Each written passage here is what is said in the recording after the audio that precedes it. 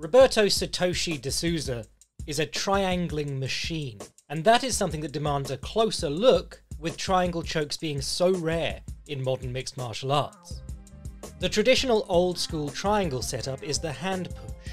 You want one of your opponent's hands outside of your guard, so you grab it, you push it, and you hop your hips over it.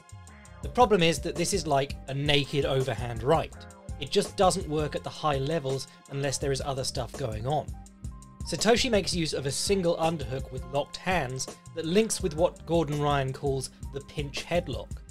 We'll go with Gordon's terminology because he's been using this position to wreck the no-gi scene for years.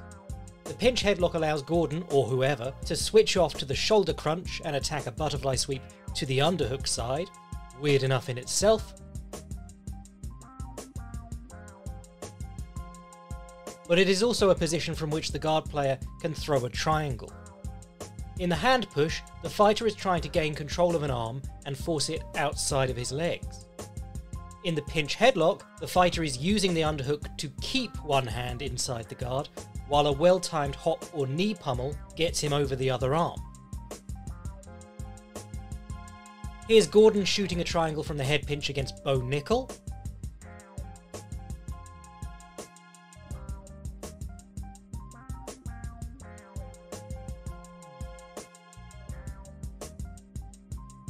And Gary Tonin throwing one up against Rousimar Palhares.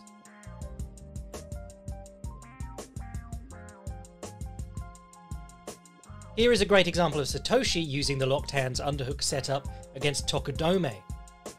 Satoshi gets taken down into half guard with a butterfly hook. He uses the butterfly hook to forward shift up into a seated butterfly guard. He locks his hands, switches his left butterfly hook to a foot on the hip, and kicks Tokudome out, throwing himself onto his left side just in time to jump Tokudome's left arm and lock the triangle, which he then tightens and uses to finish.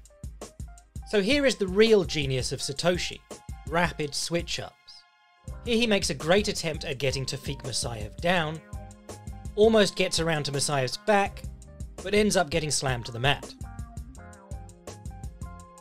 The underhook that he had from the standing clinch becomes a pinch headlock, and as he pulls Musayev in tight, he slides his right knee in front of Musayev's left shoulder.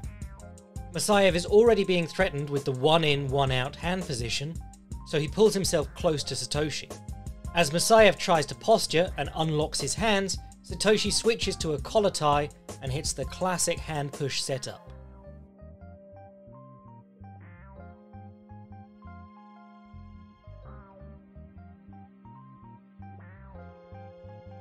He went from trying to keep Musayev's right hand inside his legs, to forcing it out and throwing the triangle on the opposite side.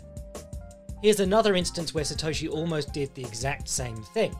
Johnny Case sprawls on a Satoshi takedown attempt, Satoshi keeps the underhook and sits to guard with the pinch headlock. As Chase tries to push off Satoshi's face and posture with his hands on Satoshi's chest, Satoshi switches to the hand push setup again. This time he misses the triangle but begins to threaten an omoplata. Similar to Charles Oliveira, the success of Satoshi's guard comes from attacking confidently but not fixating on any one outcome. In his first fight with Chase, Satoshi failed on a shot, sat to butterfly guard, threw up an underhook triangle, switched off to an omoplata, and used the threat to scramble back to standing. A final slick example of Satoshi using switch-ups on his triangles comes from his second match with Yasuki Yachi.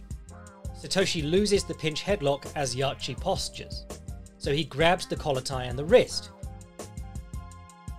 He readjusts by sitting up into Yachi to get a stronger pull on the collar tie as he throws his weight back into a hand push triangle attempt. Yachi tries to counter by pummeling his free arm to the outside of Satoshi's legs as well. Remember, Satoshi needs one arm in, one arm out. So Satoshi repeats the same attempt, but this time he doesn't push the hand he's controlling. Yachi still yanks his free hand out of the triangle attempt, and in fact gives Satoshi the triangle on the opposite side to what was expected. One more time. Satoshi pushes the left hand in, tries again with the same grips, but doesn't push the hand. Perfect. And in the course of Yachi defending, Satoshi is able to come up on top, from where he is arguably even more dangerous. Satoshi has a lot on his plate this weekend as he fights the brilliant young AJ McKee at Ryzen 40. I make these videos for fun and they aren't monetized, but if you want to hear more from me, I host the Jack Slack podcast twice a week and do more than anyone alive to advertise Bellator at Jack Slack MMA on Twitter. Cheers!